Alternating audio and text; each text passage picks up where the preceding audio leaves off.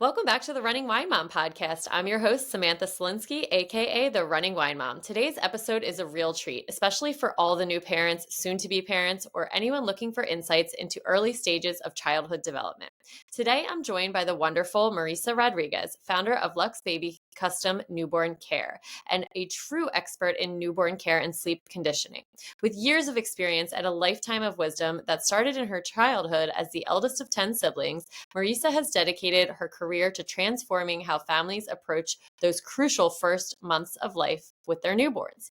From practical sleep solutions to fostering a deep parent-child bond, Marisa brings a unique blend of knowledge, empathy, and experience to everything she does.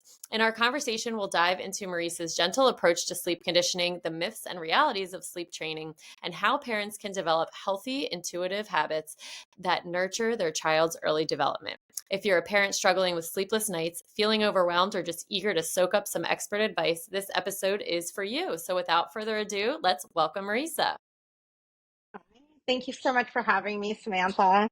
Yes, I'm excited to have you here. I know sleep was something that was so overwhelming for me. So I love having sleep consultants on and experts to get out any sort of information to anyone that can use it because it is such a needed thing for people to have. No, absolutely. It's a pretty universal thing among parents, whether you're a new parent or a new again parent, you're in the trenches of Yeah. this realm. Yeah. Well, before we get into the sleep, we start each episode with our wine, and win of the week segment. This is where we share our favorite bottle of wine, vent about something that's been bothering us, and celebrate our recent victories. So grab a glass, take a deep breath, and let's get started. So, Marisa, what is your WINE of the week? But mine is a Mayomi. Ooh, oh, Yeah, I it's a like that one. Pinot. Yeah, Yes. I like kind of like my go-to. So just, it's just to have a little, even a few sips is just nice and relaxing sometimes. I always say in the summers I'm a Sauvignon Blanc girl, in the winters I'm a Pinot Noir girl. So that I is love it. definitely one that I like. And what is your WHINE of the week? Say that for me this week, I struggled to get to the gym, but I forced myself. And also it was helpful that I paid a trainer. Forced myself. Listen, whatever you got to do. Well, because I'm working right now with a baby and I always feel very sleep deprived. And even when I sleep, I wake up and I feel groggy. I don't have a consistency to my routine when I'm working. So that's a real struggle. So yeah, it was hard, but I Yeah, did my it. my husband works shift work, so not the same all the time, but like overnights, and it's so hard during those overnight weeks, especially the longer ones where he like to get to the gym. He's like, I just couldn't, he tried to put it in his schedule, so I can only imagine constantly, when you're with babies overnight and the inconsistency of the sleep. I'm sure it's Yes. hard. Yes, for sure. So what is your win of the week? My win of the week is that despite kind of struggling with my poor sleep, I was extremely productive. I got a lot done. So I felt really accomplished. So yeah, I'm like, super excited about that. It feels good. That's awesome. And I always like to ask my guests, what is one significant challenge you've successfully navigated shaping your journey to where you are today? For me, it would be setting boundaries for myself, whether it's with friends or with clients. I realize there are certain things that when you're in a position, any position, sometimes you start feeling a little nag, like you're feeling a little awkward or uncomfortable about something, or something's starting to bother you. And instead of letting it go and letting it go, even though it's hard to bring things up sometimes, addressing them. And then you find out that it really wasn't as big a deal as it was in your head. So that is for me something that I've really gotten better at over the years. And even in recent times, I feel really strongly about and try to advocate for myself as well. Yeah, and for yourself and also for these newborn parents, setting boundaries, it's something I feel like before I had kids that I heard of and like, yeah, you kind of needed to set boundaries with people in different ways. But then once you Yeah. have kids, it's a whole other ballgame really with setting boundaries. And I also feel as, I get older, it's easier to set boundaries and be more confident in your decisions, but it takes a while to get there. Absolutely. And that's still something I think I struggle just depending on the situation, but it's gotten a lot better. Good. Well, the Running Wine Mom, we also start with a little fitness. So you talked about that you have a trainer. What's your favorite way to stay active with your trainer or just on your own? So I'm kind of just doing strength training 2 to 3 times a week with the trainer. But my favorite form of fitness is dance fitness. So I've been going to discovered a couple of local classes, and it's just fun. You don't have to think about it. You're not have to worry about whether you're doing something right or something wrong. You're just moving your body, and boy, it's a great workout. And you're sweating, and you're getting that heart. So yeah, it's just Yeah. fun for me. I've always enjoyed that. I love that. We have a dance sweat class at my gym that I love to take, and it is you just like feel like you're in your 20s again out at the club instead of in the gym sweating with other, women or men. So how does maintaining your fitness routine contribute to your understanding of the relationship between mental health and physical fitness? So I would say, I think it was maybe 3 or 4 years ago. I do these live-in jobs. They're called 24/7. It's a kind of a concierge live-in service, and those are very intense jobs. And I realized that I was just always feeling groggy, and I just needed to figure out a way to remedy that because you can't be a Yeah. zombie when people are relying on you.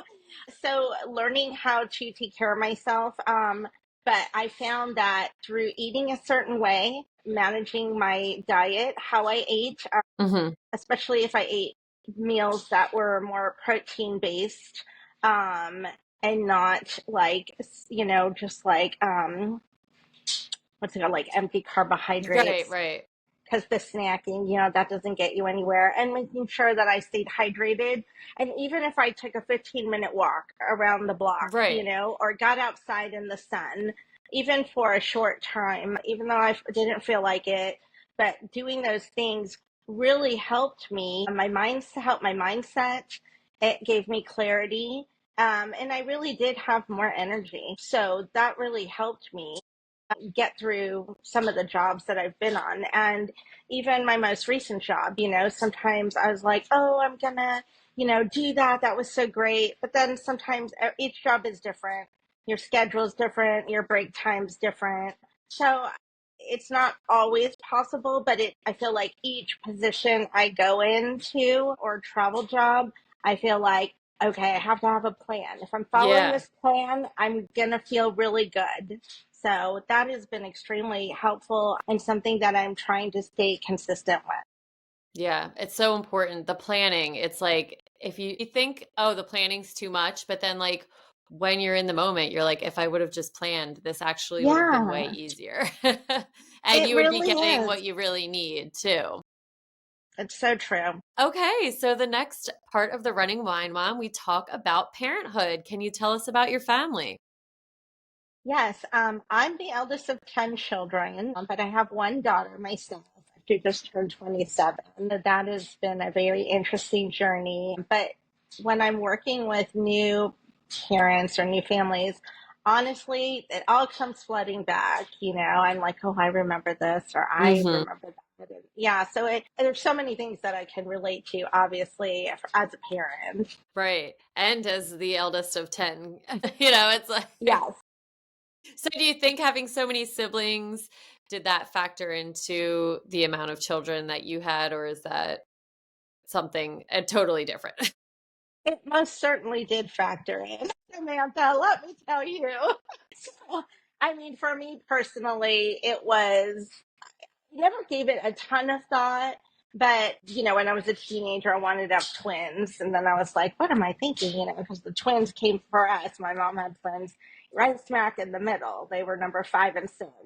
So I was like, okay, rethink that. Twins is amazing for sure. I've cared for a lot of multiples, but for me, I felt like one or none. Like, I was on the fence. So Okay. Yeah, that's great. So what do you think you were least prepared for in parenthood? For me, it was definitely the postpartum period. Absolutely. Hmm. It just wasn't something that was really discussed. And even like my mom and I never even talked about it.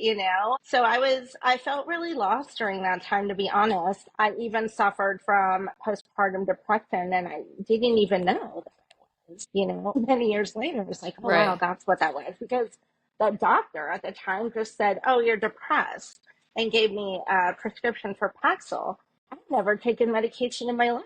I was, just turned 29 years old, 12 days after I had my daughter. And I was just like, okay. And I took it and I just felt weird. I felt like my right arm could have been on fire and I'd have Hmm. been like, look, my arm is on fire. And I Oh didn't like gosh. that. So Yeah. I stopped, but there was no education. There was no concern for my like emotional well-being. So yeah, it's hard.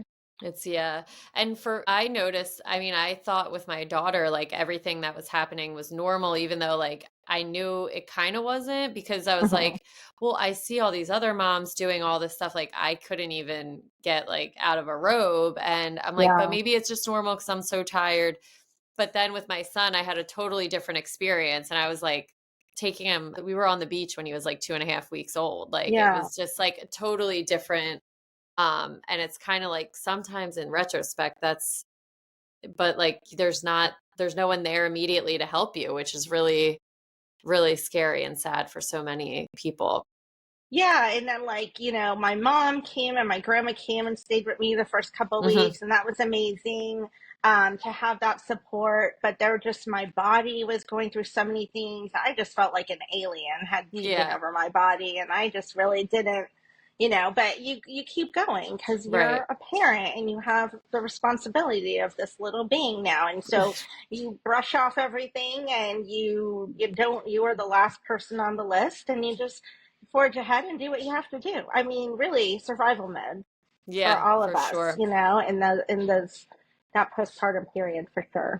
Yeah, that was a term I never heard before I went to my first doctor's appointment. They're like, you're just in survival mode. I'm like, what? Like, nobody Yeah, talked to me about that. What do you yeah. mean? I didn't even know. I Yeah. didn't. Yeah, was not aware of that term at the Yeah. time either. So what do you think your parenting style is? So I would say my parenting style with my daughter, I feel like I was just like going with the flow, kind of taking things as they came. And I feel like because of that, the way that I support parents now, I've gotten really involved in the last 8 years. I'm a huge advocate of respectful and responsive care. Mm, Caring for my baby, like in the beginning, I really did use that. I really adhered to what she needed and what she wanted, really catered. I was just like, I was like giving her this carte blanche service, every day. So, but when, they get older, you question and, there's no guidebook on how to parent perfectly. As a matter of fact, I don't think there yeah. is any Yeah. such thing as perfect parenting at all. No. But definitely, I am a huge advocate of the respectful and responsive care and also educating families on, caring for your newborn Hmm. as a little individual being versus an object. And that's something that I talk about. And you see a lot, like, back in the day, babies were objectified. They were cared for as objects. And we still see that today. It's just a little different. It's Right. not as it's not as harsh, but you still see it, and it is really interesting to see how newborns understand, and they are a product of their environment, and they understand your vibe and your tone Hmm. and all of the things, and how just communicating with them can really help bridge that wall of not understanding each other. Yeah, So yeah, that's been a really cool thing that I really practice now and have been for some time. I love that. And what's one piece of advice that you would give to other parents? My biggest piece of advice would be don't when it comes to sleep, you don't have to wait until your baby is 4, 5, 6 months to start training them. You can start gently conditioning them from the beginning, setting up healthy sleep habits that will carry them really through the rest of their lives if you're consistent with a bedtime routine. So that's the number one piece of advice that I would give to parents. And that's going to go right into our next topic, which is what you do. So tell us about your journey into the world of newborn care. Like, how did growing up as the eldest of 10 siblings really shape your approach to infant care? How did you get into all of this? I feel like in the beginning, I was so young. I definitely didn't appreciate and or have a deep understanding, of course, like I do now. And there's been so much growth, but I was comfortable around children. I was comfortable handling babies. I was comfortable having a lot of children around me and kind of being able to thrive in, I wouldn't say like chaos, but it's loud and there's a lot going on when you have a big family. So I was just always used to that. So I was able to adapt to a lot of different scenarios. And I think that's one of the things that made me so hireable when I started my nanny career, because I could kind of just blend in and I wasn't thrown off by change or routine. I kind of just rolled with the punches. So definitely that start, though, is what definitely gave me, the wherewithal to do this. And would I have chosen it in the beginning as my long career? I didn't know that at the Mm-hmm. time. So it is really cool how my journey has come. And it is because of my family upbringing and because I am the eldest of 10, honestly. So then, how did you transition from being a nanny caregiver to more of a professional in the newborn and infant care? Was there like a pivotal moment, or you just kind of thought this is the next step? No, actually, I was working as a nanny with a family. Mm-hmm. I can't remember if they went on vacation or something or didn't need me that week, but I ended up getting a call and it was to help with some newborn triplets. And I was like, and it was for overnights. And it was just I don't know, handful of nights. Mm-hmm. I went and I just was like, I was in it and I was like, oh my God, this is amazing. I didn't know this was a thing. I want to do this. Like, I want Yeah. to know how I can do more of this. But fast forward, I really didn't know at that time. I don't know if that was a big thing. This was like 1994, 1995. And so over time, then, of course, I, had my own daughter. And I would say maybe when she was in junior high, I started to see little things and advertisements, and I was like, okay, I would love to do this. But I was a single mom, and so I just kind of put it on hold until my daughter graduated high school. And then I had been working with some twins at the time from 4 months to 4 years. They were turning 4 years old and they were going to preschool. I wasn't needed full time. So that's when I really stepped into it fully. It was just the perfect timing, the stars aligned, and I've been doing it ever since. Oh, that's awesome. That's great little transition. It really was. And your philosophy centers on intuitive and responsive care. Could you break Yes. down what that means to you and how it really shapes your approach to supporting families? Sure. I mean, so obviously, I arrive, and it also depends on what capacity. If I'm just, whether I'm there at night or I'm there on call 24/7, or I'm there part time, I'm able to get a read on the baby right away. It takes me usually a couple of nights, faster if I'm there with them 24/7. But regardless, it just takes me a short amount of time to kind of feel them out.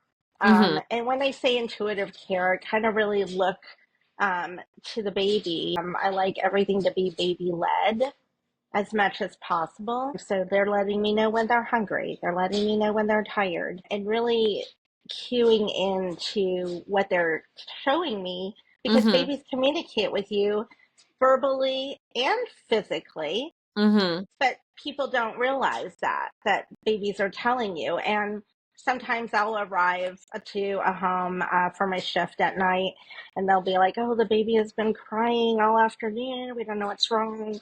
And they're like, we'd love to watch you handle, because we don't hear the baby crying when you're here very much. And so I will just kind of do my thing. And it's usually just a matter of, I said, well, why don't you show me what you've been doing? And it's not that anybody is doing, no, nobody is ever doing anything wrong. It's just a matter of, you're not doing what the baby wants, or the Mm-hmm. baby has a preference. So sometimes the baby is being handled in a way that's too aggressive, or that's upsetting, or even scary to them. Mm-hmm. So just kind of figuring out how to soothe your baby, what methods work the best, because with all of the methods for soothing, there are only going to be a few that really work for your baby. So, and it just depends, and that can look differently. So, yes, so many things. And I really believe in following a newborn's natural sleep patterns and rhythms, because if you don't interrupt that, that's when you're getting the most solid stretches of sleep from the baby. Mm-hmm. And if you interrupt that consistently, that's going to make them, cause them to wake up frequently and kind of being off. But if you can just let them do their thing, of course, in the beginning, you have to wake them. You have Mm-hmm. to wake them every 1 to 3 hours to eat. And I say 1 to 3 hours because some babies, maybe they're preemies and they do Right. wake up every hour on the hour to eat. But typically it's, 2 to 3 hours. So when developmentally appropriate, but during the day, making sure that they're getting what they need, and you're learning, and also doing a lot of skin to skin and bonding with your baby and communicating with them, because they are going to respond to the sound of your voice. A lot of my babies, they'll be crying, and I'll just walk in the room and just be like, Reese's here. I'm coming to get you, or warming up your bottle, or whatever's happening. And you can hear them start to their cry, their tone starts to de-escalate, and I start to regulate a little bit. So it's a really cool thing. That's so, yeah, it is. What I mean, I babysat a lot and had my brother was 10 years younger than me. So like, baby, I feel similarly like you kind of just had that natural like but then once you have the baby and you get to that newborn, it's just there's really nothing like watching a baby just need you to like keep them alive to Yeah. start to respond and learn who you are. Uh-huh. It's such a cool experience, and I love that you get to work like see that so often in your job. That's so cool. Yeah, and I think something even as simple as, can you imagine laying in your bed and somebody just came and picked you up without saying Yeah. anything to you? Like, that's very alarming. Yeah. So like just, letting them know, say, I'm gonna pick you up now, we're gonna change your diaper, we're gonna go walk outside, or whatever. When you're Hmm. handling them, let them know what's going on, because it gives them a sense of security, and fosters trust also. Yeah. So how does your work at Lux Baby Custom Care differ from traditional newborn care services? What do you think makes it particularly valuable for new parents? I think, we all work in a variety of ways and in different capacities. So while, as far as the umbrella of newborn care specialist or sleep consultant, technically we kind of all do the same thing, Hmm. but not. So we all Yeah. have a different approach. And my approach is custom care. I'm here with no judgment, I'm going to show up and do what you need and help you reach your parenting goals, or your goals for the baby, whether it's sleep, whether it's just you getting some rest. But it's so much more than that. We're there at night, and we're making sure that things like helping to prevent things like torticollis. We're making sure that the baby is safe. Hmm. We're making sure that we're not seeing any underlying or anything to be concerned about. So we're monitoring. It's not just giving bottles or bringing the baby to mom to nurse and changing. Even something as simple as how you're swaddling the baby can make a huge difference. So yes, I just feel like we offer custom care, and we're going to help you there. And that's why I don't have a lot of packages on my website, because I want to hear from the families. I To want see them to what, tell me what they need and how they need it and what that looks like. In some cases, what is their budget, and we can help them get the support that they need and work with them, because I don't need to be in a home for 12 weeks, right. to have a baby successfully sleeping through the night. We help families remote, but we also do in person. But I feel like when you're working with somebody who is seasoned and has been doing this for a while, you're going to have faster results. Yeah. And so let's talk about your approach to gentle sleep conditioning. So you specialize in that. Can you explain like what that entails, how it differs from a more conventional sleep training method? Yes, I mean, with sleep conditioning, we're just implementing healthy sleep habits from the beginning. We're not waiting for, we're not, you know, we're not giving in to all these bad habits or any habits that we will have to train the baby to not do at 4, 5, 6 months. Because the reality is that it's so much easier if we can just do it in the beginning. It's so gentle. The Yeah. baby, you're just working with the baby's natural rhythm. You're just doing gentle little tweaks. And as the baby weans itself from feeds, and that doesn't, again, that's not me forcing, me taking feeds away from the baby. It's the baby letting us know, when they're ready. And we slowly do that and gently do that until they're eventually weaned from all feeds and sleeping through the night. So many parents are waiting or think they have to wait, and they're using, there's a lot of apps, there's a lot of sleep stuff out there. But I don't see a lot of people doing it in a respectful way, in a way that respects the babies, but also respects the parents. It's like, okay, here's the plan, and this is what you got to Yeah. follow, regardless of what the baby is doing or how the baby feels I or know. how you feel. Just do it. And that's just not, it doesn't have to be that way. It Hmm. doesn't have to be so challenging. Of course, yes, it's a big job, sleep Right. conditioning, but it's just so much better than the alternative. And so I believe in that. It works, and I highly recommend it. Yeah. And I guess I didn't realize that is what I was doing is sleep conditioning my children, but I that is what we did versus the training because I bought a few methods. I bought one of the, typical like this is how your baby should sleep. And I remember Yeah. writing out like my daughter's schedule, like, okay, she has to have the bottle at this time, she has to sleep at this time. And then like she would get up like a half an hour later, and I'm like, well, I'm supposed to keep her up until noon. Like that doesn't make Yeah. any sense for, and so then I ended up like just going based up more off of wake windows. And that was like ever changing for me. And it conditioned her to, you know, stay awake and sleep. And, but the other stuff was, I was like, this is not, how does anybody follow this? Because like it's so strict rather than having the baby guided by it. And if a baby does sleep, at 9, 12, 3, whatever those times, we're like, that's awesome. But that's not what I feel. I mean, can it be done? Yes. Does it Yeah. work for everybody? No, it Yeah. doesn't. And it just, like, again, it doesn't think about what the baby needs. So, what I Hmm. love about my approach is, I get on the phone with the family because I want to know if I can help them. We Right. need to make sure, everybody wants to talk about sleep and get their baby sleeping, but there are other factors involved that need to be looked at first. Is your baby healthy? Are there any underlying health issues? Is your baby eating sufficiently throughout the day? These are things that make your baby can't sleep without being healthy and eating properly at the end of the Yeah. day. It's just impossible. And it's also not, they can't get there because they Yeah. have all these other factors that need to happen. So yeah, that's what it's just so great about the custom care. I do a plan that works based off of what the family tells me, what their goals are.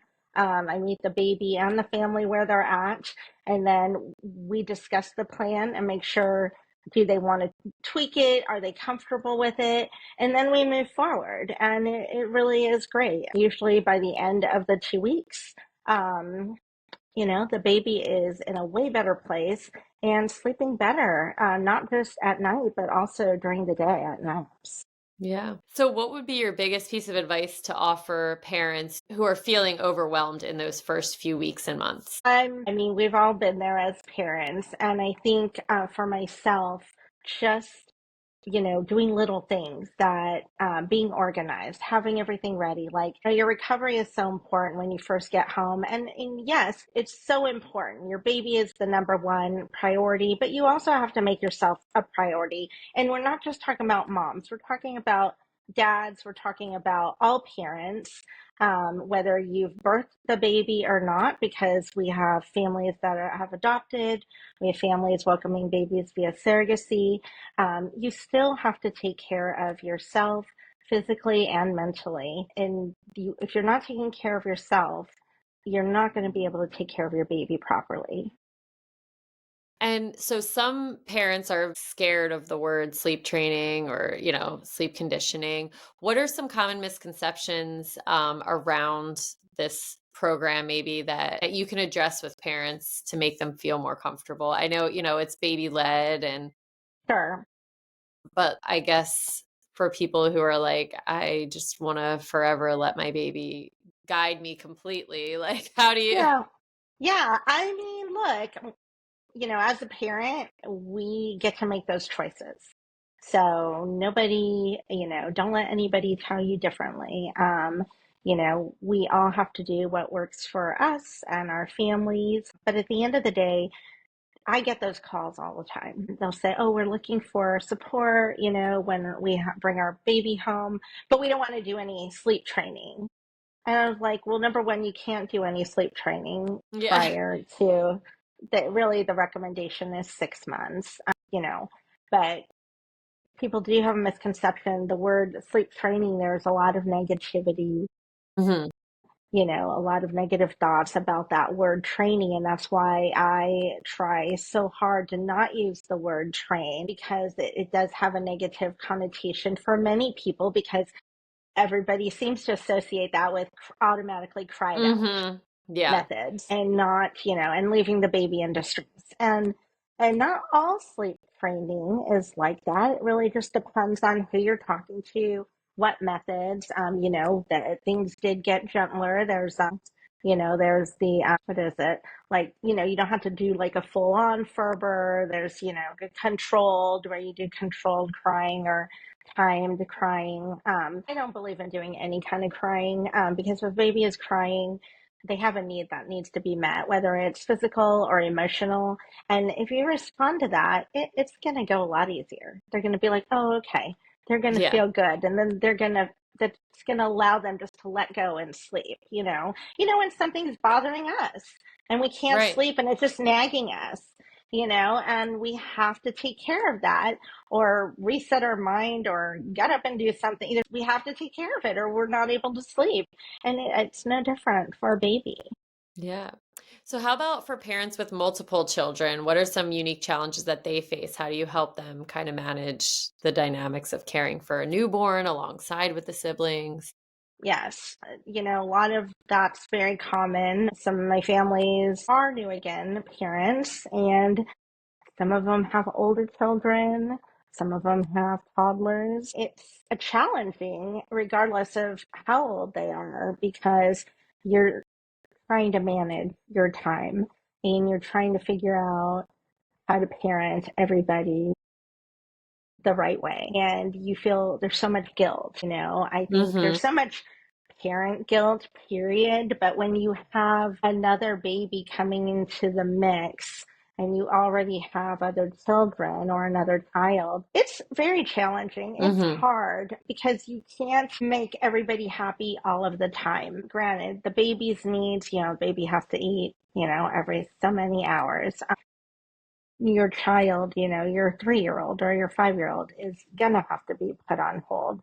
But there are also moments when you might have to put your baby down and take care of your child, even if it's briefly. I mean, you're only one person. And even if you are, or you have the support of your partner, it's still a challenge because you're trying to navigate this new family dynamic. So I support families. I'm there, obviously. A lot of times I'm in the home doing live in support, and I'm able, that's a luxury. I'm able to help them. I'm able to support the baby 100% Right. when they can't. And that's helpful. But for those of us, and like myself, when I was back having, Yeah. as a parent, that wasn't a luxury that I could afford or had. I definitely had support of my family, and I had some sitters sometimes, but it is very challenging because at the end of the day, you're the parent, and all the responsibility falls on your shoulders, and you do wonder if you're doing things right. You do feel bad, but just know that you're doing the best that you can, and that's being a good parent, is doing the Yeah. best that you can. That's great. So what are your goals for Lux Baby Custom Newborn Care in the future? Gosh, I'm just so excited. I mean, right now it's just I rebranded fully last year, and I relaunched in December. So it's coming up on a year. And my goal this past year has really been to let people know that, hey, this is who I am, this is what I do, and this is how I do it. And if it aligns with people, which I know that it will, and it does, I'm hoping for my services to, like, people be able to reach out directly through me versus an agency, or just referrals are great, and that's how Hmm. I get most of my business, and that's wonderful. But I just would love for my company to generate its own leads, whether it's sleep consulting or your baby hotline or travel support or overnight care. It just would be, that's my goal for Lex Baby. That's awesome. Well, you've given us, oh my gosh, so much information. Is there anything that we maybe didn't talk about, or any other insights that you'd like to provide that we haven't covered? I mean, I think this is a subject that like could go Yeah, on and I know. on and on That's what I'm forever. like. But I think one of the main things that I would love to tell your audience is, when it comes to being a new parent or a new again parent, it's so easy to fall into that comparison. And even, maybe your best friend has a baby that's the same age as yours. Hmm. Her baby seems to be like a genius and, developmentally ahead of the game. And your baby is just like drooling and hanging out on its back all day long. I mean, that's okay.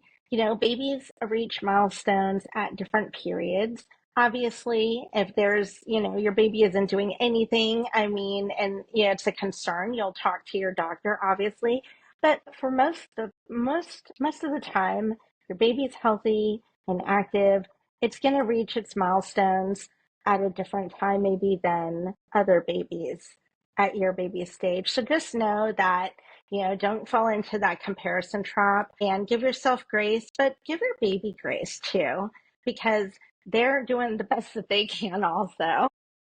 Yeah, that's so true. It's really hard not to compare. I was in like a chat with all babies born around the same time as my daughter, and it was like one would be like, I baby crawled, and then a couple weeks later another one, and then like all of a sudden it's like, all right, well, 11 of them out of the 19 or 20 have crawled. What's happened? And Yeah, then the other, it was like really hard not to compare all of that. And totally. every baby is fine, and I think in those early stages it's hard to remember that there's so much development in such a short time, but like it feels like forever for a parent. Like 2 weeks seems like forever if, it seems delayed.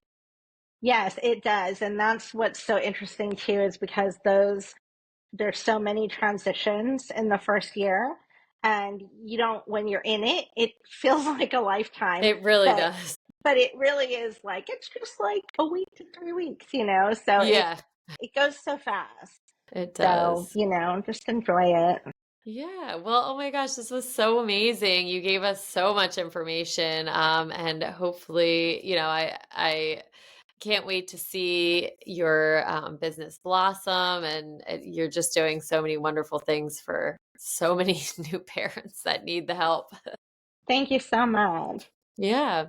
All right. So that's going to bring us to the end of another episode of The Running Wine Mom. I hope you found as much inspiration and reassurance in Marisa's words as I did. Whether you're a new parent navigating those first precious weeks or an experienced parent looking for some fresh insights, Marisa's intuitive approach to newborn care reminds us of the power of trust, patience, and connection.